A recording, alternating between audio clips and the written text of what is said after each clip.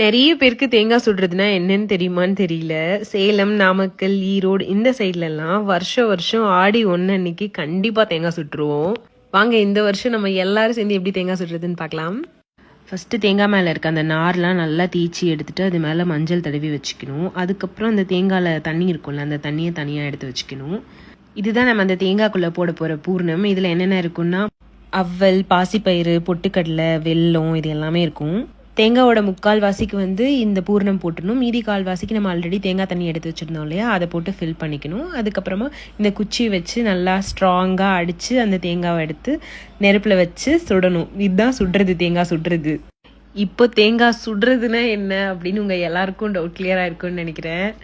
இப்போ நம்ம இந்த தேங்காவை எந்த அளவுக்கு சுடணும்னா, இந்த தேங்காய் இந்த மாதிரி வெடிக்கிற அளவுக்கு சுடணும். அப்படின்னா தான் உள்ளே இருக்கிறது எல்லாம் ப்ராப்பராக குக் ஆகிருக்கும். இப்போ நம்ம இந்த தேங்காவை எடுத்துகிட்டு போய் பக்கத்தில் இருக்க ஏதோ ஒரு கோயிலில் பிள்ளையார்கிட்ட வச்சு சாமி கும்பிட்டுட்டு அப்படியே உடச்சி சாப்பிட வேண்டியது தான். சீரியஸ்லி சொல்கிறேன், இந்த தேங்காய் ரொம்ப டேஸ்ட்டாக இருக்கும்.